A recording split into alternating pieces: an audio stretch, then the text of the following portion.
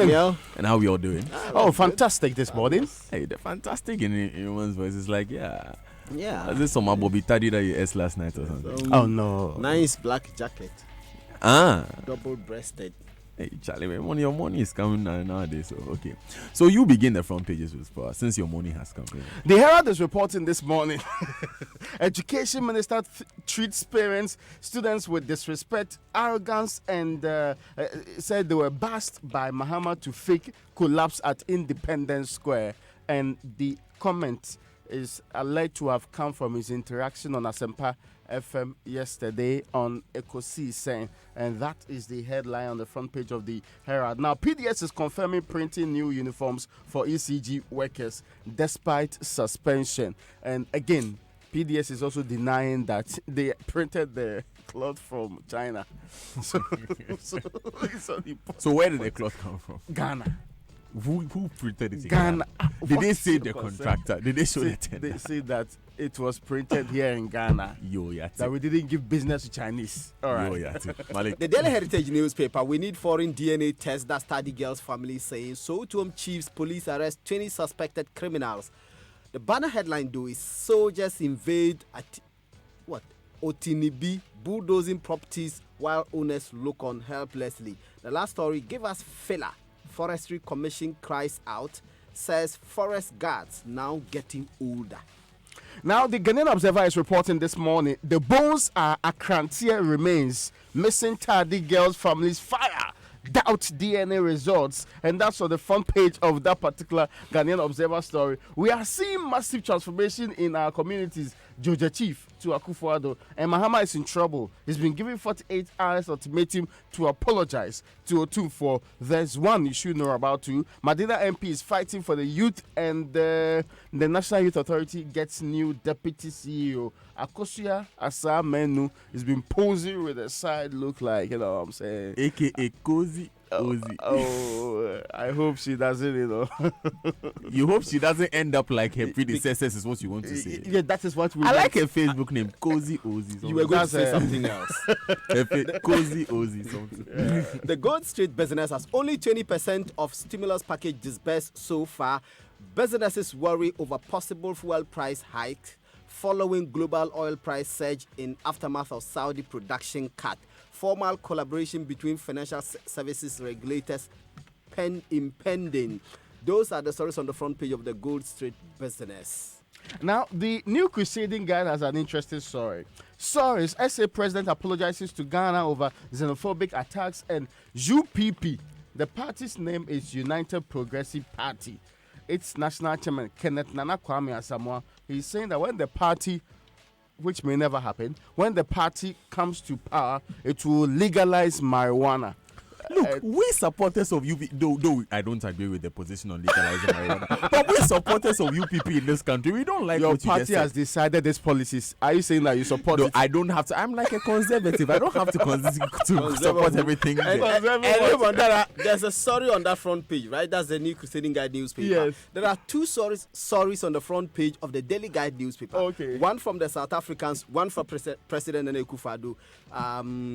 He's responding to the declaration by the police that the missing Tadi girls are dead. So that's on the front page of the Daily Guide newspaper. Other stories, though, Queen Mother nabbed in Otumfuo's chief murder. Rawlings wades into Asantehene NDC brouhaha.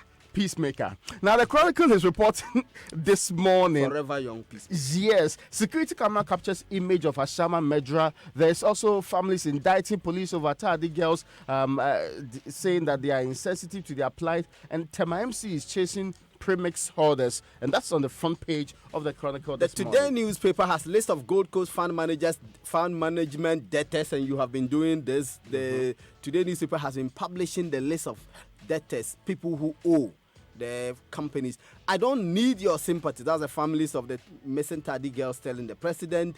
Ghana's economy in ruins. That's on page 3 of the Today newspaper. The collapse of financial institutions leads to all-time low investor confidence. Those are the stories on the front page of the Today newspaper. Now, the final is reporting this morning. Citizens of 167 countries are living in Ghana, and there is also tension easing as GS addresses SHS placement concerns. The last one is about majority of business in Accra lacking confidence in local assemblies. That's The the Daily final. Statesman newspaper, the trap of umbrellas, myths, pots and kettles. Ashanti anti-NDC anger mounts after Otunfo attack. Ibrahim Mahama to fight Ghana Supreme Court. Former president's brother clings to $180 billion bauxite deal. Now, the Ghanaian Times is reporting this morning. The xenophobic one is there. The Thadi family is also there. The public rejects one Peswakwen as legal tender. That's the question you're asking there. There's one about assembly member charged for assaulting journalists. That story will be coming up soon. My last paper is the Daily Graphic newspaper. SHS placement 90% done. That's according to the Ghana Education Service. Professor Fred T. Sai passes on. Stop holding yourself as Kwabin chief. That's Ochehini ordering a serving military officer. Back page of the Daily Graphic newspaper. Sunyani East Rotary Club inaugurates classroom block for Nkran Krum. The last story, Birim Central Assembly supports persons with disability with business startups. Right, Raymond, let's start with this assemblyman who was charged for assaulting a journalist. That's R. David Ando, right? Yes, R. David Ando. So, R. David Ando was part of the team from the assembly itself. That's the AMA, together with the sanitation inspectors on our most important campaign, the Joy Clean Ghana campaign. Now, they reached Jamestown, and there was an engagement with the people there about some sanitary conditions that they ought to improve. Yeah. Now, the assemblyman with others attacked a colleague to the point that his camera was destroyed and somebody slapped the gentleman in this particular case. Now, all of this was reported to the police. The police first acted like they would usually do, not so much with a lot of seriousness on the matter. But beyond that, the man has finally been put before court. His name is Joseph Addo. Even before the man went to court, the presiding member of the assembly had issued an apology, saying that this is not a standard they expect members of the assembly to depict and display.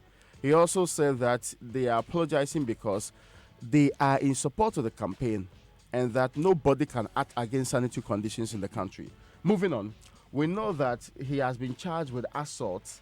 We also know that he pleaded not guilty and has been granted some 5,000 Ghana cedi bail with 2 sureties and to reappear on October 7.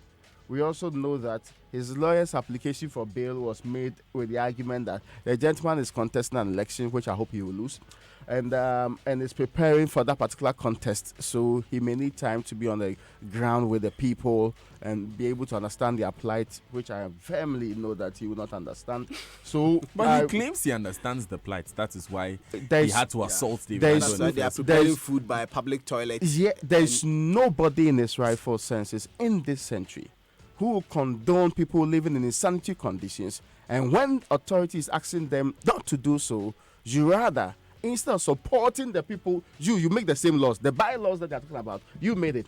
The guy who made the law is like an MP saying that I'm hitting the journalists because the journalists and other people are helping my constituents. Well, the Joy Clean Ghana campaign continues. That's the most important thing. And Joseph Addo will face the law. Another very important thing. He needs to send a message out to these people who feel they can just attack journalists, Malik, and get away with it. It's not right. It reminds me of what happened at the CSSPS Solution Center when Enimwa thought she was being charged at. They were rather charging at the arch at the Black Star Square. They were going upstairs to go and check. Imagine Enimwa fearing that she's being charged at. No, these are thousands the sheer numbers. Yeah. I mean, it looked like a scene of Game of Thrones. But anyway, the GS is telling us 90% of the cases. Yes, the Ghana Education Service says 90% of the people who appear at the same place that you talk about, where Enimwa was, have been placed. They were only there because they want to have their placements changed. And he says that the purpose of the Solution Center is not to have people change their placements there. If you choose a particular school, the options that were given you, if you choose them and you have been given, you cannot thereafter later come and say that you want to change it because you either don't like the place or you have change of mind or change of heart, and therefore you want to be put, if you selected a day school, now you want to be put in a boarding school. That can happen. The Ghana Education Services argument is that a large chunk of the people who throng these places, what's the name, the Solution Center at the Independence Square, just are there because they want to have their placement change. He admits, however, and I'm talking about a Deputy Director General of the Ghana Education Service, Dr. Kobina Bempatando. He told the Daily Graphic that, well, there are some people who have genuine problems, but the larger majority of the people are there simply because they want to change places. And these are the people who actually outcrowded those who have genuine problems. And he demonstrated to the Daily Graphic how the systems work. And the Daily Graphic reports that as of 12 noon yesterday, 429,143 candidates had been placed. 115,090 of them had actually been enrolled in school. And Dr. Bempa is saying that this is a constant update of a rate of students placed and enrolled by the schools. So he says that the problem is not as it is being made to seem, it's just because people have a misunderstanding of how the process works. And he says there are far more placements available, far more spaces available than people who need placement, and therefore there is no need at all for people to converge at the Solution Center, especially those who are there purposely because they want to have their placements changed. Well, now, you know what's happening in South Africa, right? The recent wave of xenophobic attacks. The South African government has been sending envoys to countries which were targeted to actually go and plead with them. Ghana had this delegation. That delegation was led by the Minister of State at the office of the South African presidency. That particular gentleman was by the name Jeffrey Radebe. And what he basically came to tell us is that we are sorry. We are all Africans. We don't condone the actions of our people. We are doing everything within our power to make sure it is not repeated. Indeed, we know that we reported some Ghanaians were equally in trouble, or three of them were said to have been attacked one way or the other and sustained some level of injuries. The High Commissioner said we're holding meetings to make sure that this does not continue, and we have a contingency plan. If there's a need to evacuate our people, we'll do so immediately, as we did in Libya and other places that we found them in trouble. Moving beyond that, the conversation then became, what is the South African government doing? He said he had deployed so many of his security officials on the streets to ensure that these do not continue or people are apprehended and dealt with. The only concern, which when the President of the Republic of Ghana, Nana Dankwa Akufo-Addo, accepted the apology, he said it's accepted in good faith, and we are hopeful the authors of the violence will be apprehended and will face justice. Indeed, when he said so, it's because in 2015, similar apologies were issued to other people across the world and those who were attacked, more importantly to Nigerians in this case. But we know that when it came to prosecution of people in connection with these, what they call acts, the local politics actually interfered in the matter, and it made it very difficult for as many as those who were expected, especially those who were openly fueling these attacks. And you've heard some, even in South Africa, say that these people are emboldened by some local authorities, including traditional leaders, who feel that these acts ought to be legitimate. But the representative who came to Ghana said they should be forgiven because we have all been marginalized, as in the people in our part of the world have been marginalized for too long, and we must stick together rather than having differences based on which economic situation is more prevalent, which other place, which ought to be a reason for them to be attacked, and who is taking which economic advantage from who and opportunities from which part of the people. And Roman, this question about prosecutions, I raised it with the Deputy High Commissioner of South Africa to Ghana here, Mr. Madumani, when he did a press conference a couple of weeks ago in respect of these attacks. He pointed out that, well, prosecutions have done, he couldn't give me exact numbers, but he insisted that prosecutions had done. Maybe on the basis of my question, they think that they should put out the numbers of convictions that they have secured as a result of the prosecutions that have happened. But let's go to Takoradi, where the families of the 4 missing Tadi girls 3 of the families have rejected the results. 1 family has accepted the results. The 3 families, the families of the 3 girls that rejected the results are the families of Ruth Abaka, Priscilla Bentum, and Ruth Love Kwesin. These 3 families say that as far as they are concerned, and Raymond read an interesting headline in which they say that they do not believe that these bones were human bones at all, and if they were, they are not the bones of their children, and they insist that they want some other investigations. They want the investigation reopened, but they want specific persons to not be part of these investigations. And of course, the first person they will mention is Mami Yatiwa Adudankwa, who is the CID boss, the Minister of Interior Ambrose Derry, the National Security Minister Albert Kandapa. These are the persons they say did not exercise due diligence in the investigations and the handling of the case, and therefore they do not want these persons to be part of any further investigations into the matter. 1 family do accept the results, and this is the family of the 4th victim, Priscilla Crunchy. I mean, the family says that as far as they are concerned, they are still they hope that some other results will come, but the results as announced by the Ghana Police Service, they accept. And So Professor Jumambedo Akosa said yesterday on PM Express that he believes there should be a second DNA test at least. He's, a renowned pathologist. A confirmation test. A confirmation test. I don't know how the police arrived at this results that they put out, if they carried out multiple tests and they decided to put out the results after they had done their confirmation. Oh, okay, yeah, that's interesting. But for the sake of the families who are making these demands, it could be. But what would it mean for the investigation? We're going to have this... this whole myriad of conversation today. Professor Taifa will be on the show. He's a criminologist. We're going to have the head of forensics at UCC join us as well. We'll be hearing from the families of some of these girls as well to get a sense of what exactly their demands are and why they say they don't trust the police's results. Yeah, but Daniel, Dojo Kwabla Aklobot, who is a Daily Graphic reporter who filed this story from Takra, he says that there's a lot of anger in the communities there, and these are Crawford, Council Roadu, and their band. These are the communities where people are upset about the way this matter has been handled, and one elder is complaining. This is Eja Kojo, who told the Daily Graphic that by African culture, the announcement of the death of these girls ought not to have been made by the police in the manner that was done. There's a cultural way in an African and Ghanaian diverse culture. There is a way of communicating such news to family members.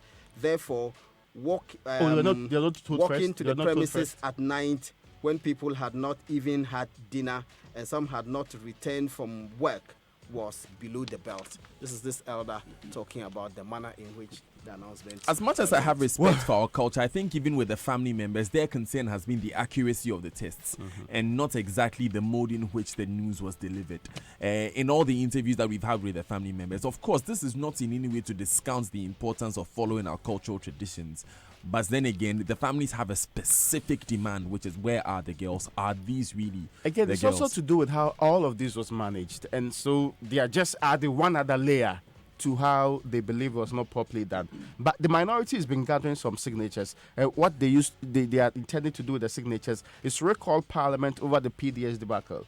Now, Alhaji Nusa Fuseni, who is the Member of Parliament for Tamale Central, who will not be going back to Parliament, who is a ranking member on the Constitutional, Legal and Parliamentary Affairs, says what they are doing is to make sure that the issue is brought back to the House and a definite decision given them on the matter. So now we know that the FTI report is out. We also know that government's report says, and there's one thing that both reports really agree on, that is to do with whether or not this demand guarantee stands the test of time. And both reports indeed agree it has stand the test of time. So that there really doesn't exist today a demand guarantee that is worth it. So government is supposed to take a decision on that. On the other side, the media grouping are also expected to come out with some definite decision on this matter. Government on this side is because of the lack of decision or the yet to be made decision directive on this particular matter, because we know that 30 days has elapsed, right? Yes. The suspension period has elapsed. Yes. According to the concession agreement, if you want to cancel the agreement, you give them 30 days. Then you move into 6 or so months of taking over or making sure that they prepare to leave the place. So what are we in now? Is the PDS still acting for ECG? ECG is still in control. When they collect the money from the various ports, where did they take the money to? who is in charge of the cash finally, and what happens to the suspended, or if you like, withdrawn licenses for specific action by the PDS, by the Energy Commission that was done previously. You know what, guys? We need to step into the online news review right now. Thank you very much, Raymond. Thank you very much, Malik. The online news review is brought to you by Zenith Bank in your best interest and Goyle Good Energy. Make your day productive by relying on quality fuel from Goyle, your 3-time CIMG Petroleum Company of the Year. Goyle Super XP and Diesel XP are additivated to enhance strong engine performance and prolong the lifespan of your vehicle. Above all, you're guaranteed extra quality with our fuel analyzer from our mobile laboratory van. Get your money's worth every day by buying fuel and lubricants from any of Goyle's over 360 service stations nationwide. And experience good energy by Goyle. Grow Ghana, Goyle Good Energy, Goyle. Yenara Yedia. Happy 14th anniversary to Zenith Bank Ghana Limited. It's been 14 great years of innovation and service excellence. We at Zenith Bank immensely appreciate you, our cherished customers, for your continued support and loyalty over the years. It's been an honor serving you and making history together. Thank you for banking with us. Zenith Bank, in your best interest. Now, imagine a funeral finance plan that puts you in control from the start. That's what the Enterprise Funeral Finance Plan Unlimited does. With the Enterprise Funeral Finance Plan Unlimited, you have no limits and no restrictions. You are free to choose your premiums, policy lifespan, beneficiaries, and even your benefits. No age restrictions and no lapse. Sign up for the Enterprise Funeral Finance Plan Unlimited today for your own good. Enterprise, your advantage. So there are a number of experts who are encouraging the families of the 4 Takoradi girls to demand a second DNA test. One of whom is Dr. Richmond Afuakwa. He's the head of the Forensic Science Department at the University of Cape Coast. He says the view of one or more analysts from a different source, aside from the police on the DNA analysis, would help put the matter to bed. So it's not just him, it's also Professor Jumambido Akosa. And Dr. Richmond Afuakwa will be speaking to us. He'll be shedding some more light on this position. MSN.com says an outbreak of a flu-like illness could circulate the world in 36 hours, killing 80 million people. Wow. That's a warning of experts. A century ago, the Spanish flu pandemic infected a third of the world's population and killed 50 million. If something similar were to happen today, even worse could occur. All right. The StarFM.com has Ekufado saying, with the Ochehini saying, be patient. Ekufado can't use 2 years to fix Ghana's problems. And Nigeria arrests suspects over hotel serial killings. That's it for the online review. We'll be right back. Stay with us.